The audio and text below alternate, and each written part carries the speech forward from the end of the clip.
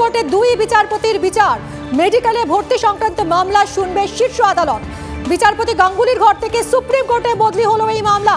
Caesar আমার সহকর্মী রয়েছেন, আরো বিস্তারিত জানাবেন কি হলো আজ সুপ্রিম কোর্টে। সিজার, দেখো, শীর্ষ আদালতে প্রধান বিচারপতির নেতৃত্বে যে 5 বিচারপতির বেঞ্চ, সেই বেঞ্চ আজকে এই মামলা সম্পর্কে তারা শুনানি শুরুতেই জানান যে বেঞ্চের সবাই আলোচনা করে ঠিক করেছেন যে অভিজিৎ গঙ্গোপাধ্যায়ের ঘরে যে মেডিকেল ভর্তির যে দুর্নীতি সংক্রান্ত মামলা রয়েছে সেটা শীর্ষ আদালতে স্থানান্তরিত করার নির্দেশ দেওয়া হয়।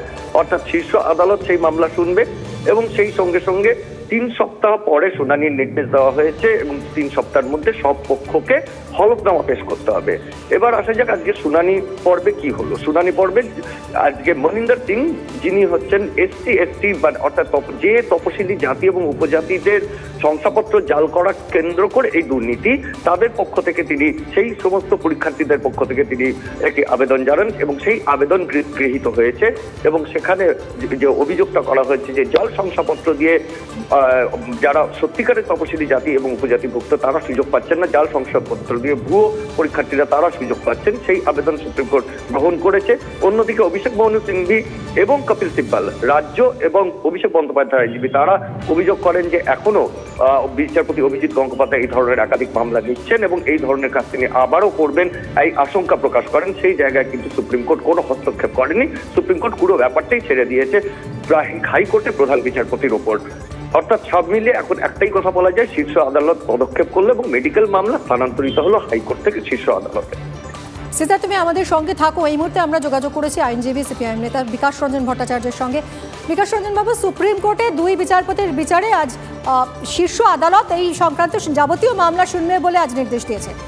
আপনার কাছ থেকে একটু এই বিষয়টা একটু বুঝতে চাইবো। এই রায় ভালোই হলো, এখানে বিচারপতিদের মধ্যে বিরোধ হচ্ছে, সুপ্রিম কোর্ট সর্বোচ্চ আদালত তারা শুনবেন এবং সুপ্রিম কোর্ট যদি দেখেন যে এই নিয়োগ পদ্ধতির মধ্যে দুর্নীতি আছে তাই সুপ্রিম কোর্ট তদন্ত আদেশ দেবেন। এটাই স্বাভাবিক প্রক্রিয়া হবে।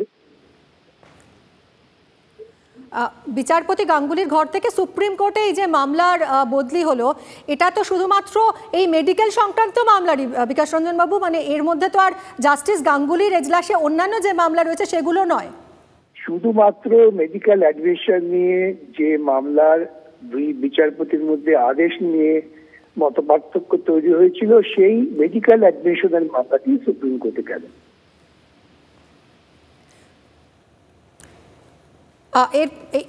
এর পরে মানে রাজ্যের কি করণীয় থাকতে পারে? সুপ্রিম কোর্টে সওয়াল করবে, হাইকোর্টে সওয়াল করবে, সুপ্রিম কোর্টে সওয়াল করবে, এর বাইরে কিছু নেই। বেশ, অনেক ধন্যবাদ আপনাকে। আমরা কথা বললাম আইনজীবী বিকাশ রঞ্জন ভট্টাচার্যের সঙ্গে। আবারও জানাই আপনাদের এই মুহূর্তে সবচেয়ে বড় খবর, সুপ্রিম কোর্টে দুই বিচারপতির বিচার, মেডিকেলে ভর্তি সংক্রান্ত মামলা শুনবে শীর্ষ আদালত। বিচারপতি গাঙ্গুলির ঘর থেকে সুপ্রিম কোর্টে বদলি হলো এই মামলা। 3 সপ্তাহের মধ্যে হলফনামা দিয়ে সব পক্ষকে নিজেদের বক্তব্য জানাতে হবে। 3 সপ্তাহ পরে রয়েছে আবার শুনানি। সিজার রয়েছেন আমাদের সঙ্গে, আমার সহকর্মী। সিজার, তুমি যেরকম বলছিলে শুধুমাত্র এই মানে শুনানির সময় ঠিক কি কি কথোপকথন হলো যদি একটু তুলে ধরো আরেকবার। দেখো, আজকে খুব সংক্ষিপ্ত শুনানি হয়েছে, খুব বেশি সময় ধরে কিন্তু শুনানি হয়নি, কারণ আগে বিচারপতিরা নিজেদের মধ্যে আলোচনা করে নিয়েছিলেন গোটা বিষয়টা নিয়ে এবং সেই আলোচনা করে তারা সেই সিদ্ধান্তটাই জানান যে এই মামলা স্থানান্তরিত হওয়ার সিদ্ধান্ত তারা নিয়েছেন এবং সেটা শীর্ষ আদালতই এই নিয়োগ সংক্রান্ত, নিয়োগ নয়, এই ভর্তি সংক্রান্ত যে দুর্নীতির মামলা সেটা তারা শুনবেন। এবং অন্যদিকে যেটা তোমাকে বললাম যে তফসিলি জাতি এবং উপজাতি ভুক্ত যে পরীক্ষার্থীরা, তাদের যে মূল অভিযোগটা, অর্থাৎ মূল আবেদনকারী যারা, তাদের যে অভিযোগ, সেই জাল শংসাপত্র সংক্রান্ত যে অভিযোগ, সেই আবেদন গৃহীত হয়েছে।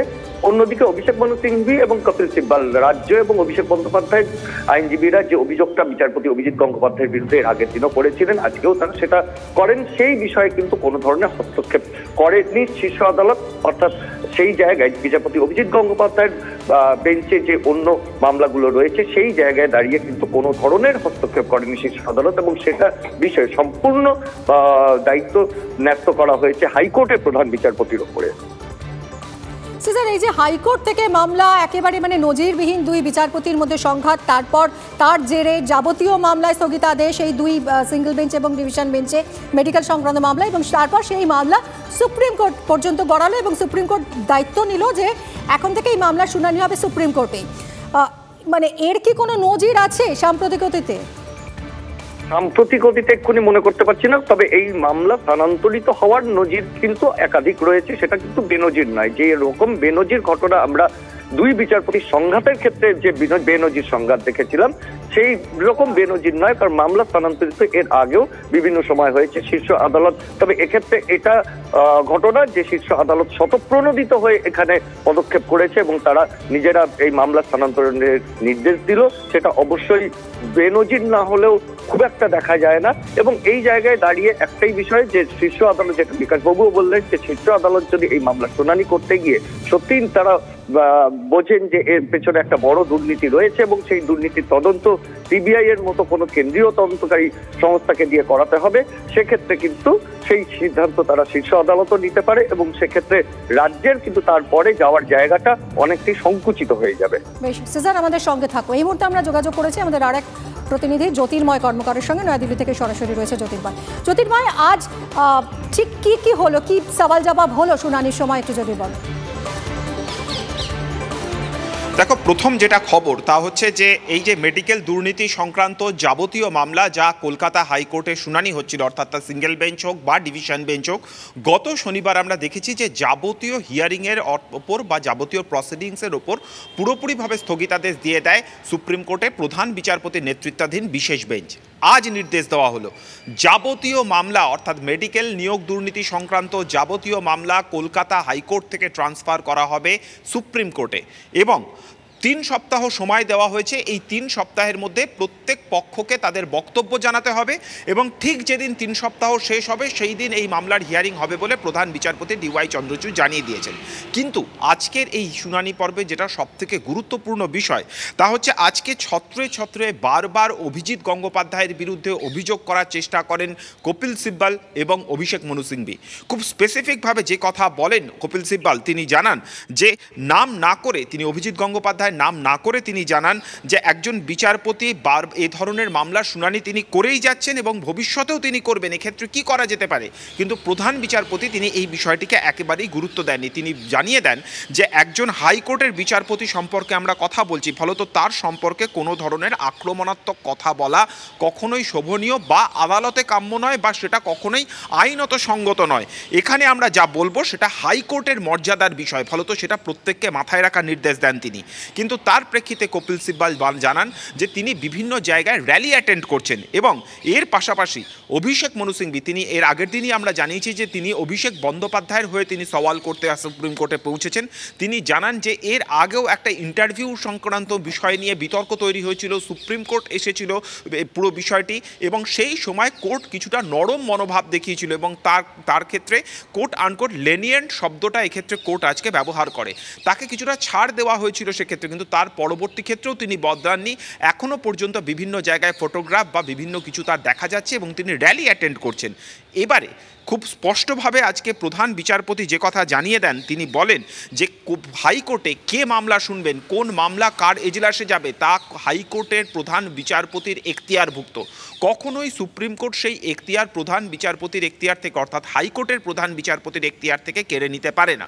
যে ইস্যুগুলি উঠছে প্রত্যেকটা বিষয়ে পরবর্তী ক্ষেত্রে শুনানির আওতায় আসবে বলে প্রধান বিচারপতি জানিয়ে দিয়েছেন। অর্থাৎ যে কথা আমরা জানাচ্ছিলাম যে এই যে মামলা, অর্থাৎ মেডিকেলে নিয়োগ দুর্নীতির মামলা, সেটা সম্পূর্ণ সেপারেট একটি কেস, কিন্তু যেভাবে এই মামলা সুপ্রিম কোর্টে এসেছে তাতে দুটি বিষয় নিয়ে প্রশ্ন উঠছে। প্রথম বিষয়টি জুডিশিয়াল সিস্টেম প্রশ্নের মুখে দাঁড়িয়ে গিয়েছে, দ্বিতীয়ত বিচারপতিদের যে আচার আচরণ, একে অপরকে আক্রমণ বা অর্ডারেও সেই বিষয়গুলি লেখা, তাতে জুডিশিয়াল ডিসিপ্লিন নিয়ে প্রশ্ন উঠে গিয়েছে। ফলত এই প্রত্যেকটা বিষয় কিন্তু জুডিশিয়াল ডিসিপ্লিন এবং সিস্টেমের আওতায় আসছে, ফলত এই বিষয়গুলি নিয়ে আগামী দিনে শুনানি হবে।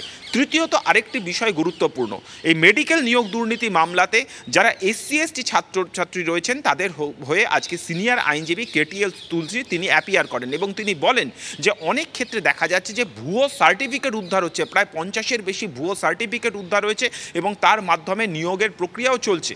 সেক্ষেত্রে খুব স্পষ্টভাবে জানিয়ে দেন কপিল সিব্বল যে এক্ষেত্রে 14টি ভুয়ো সার্টিফিকেট ইতিমধ্যেই বাতিল করা হয়েছে এবং 4টি FIR এক্ষেত্রে দাখিল করা হয়েছে। প্রধান বিচারপতি নির্দেশ দেন যে এক্ষেত্রে কি পদক্ষেপ করা হয়েছে, সমস্যা কি, অর্থাৎ কোন এক্সটেন্ট পর্যন্ত পর্যন্ত এই ধরনের ভুয়ো সার্টিফিকেটের জাল ছড়িয়ে গিয়েছে সেই সংক্রান্ত একটা বিস্তারিত হলফনামা জমা দিতে হবে এবং এক্ষেত্রে এখনও পর্যন্ত রাজ্য প্রশাসন কী কী পদক্ষেপ করেছে সেই বিষয়টিও স্পষ্টভাবে সুপ্রিম কোর্টকে জানাতে হবে। পুরো বিষয়টি শেষ করতে হবে, অর্থাৎ যাবতীয় স্তরের বক্তব্য জানানো বা হলফনামা জমা দেওয়া প্রত্যেকটা পার্ট শেষ করতে হবে 3 সপ্তাহের মধ্যে। ঠিক 3 সপ্তাহ পরে এ বিষয়ে বিস্তারিত হিয়ারিং হবে বলে প্রধান বিচারপতি জানিয়ে দিয়েছেন। জ্যোতির্ময়, আমাদের সঙ্গে থাকুন। এই মুহূর্তের সবচেয়ে বড় খবর আপনাদের আরও একবার জানিয়ে দিই, মেডিকেলে ভর্তি সংক্রান্ত মামলা শুনবে শীর্ষ আদালত। বিচারপতি গাঙ্গুলির ঘর থেকে সুপ্রিম কোর্টে বদলি হলো এই মামলা। 3 সপ্তাহের মধ্যে হলফনামা দিয়ে সব পক্ষকে নিজেদের বক্তব্য জানাতে হবে। 3 সপ্তাহ পরে ফের এই মামলার শুনানি রয়েছে।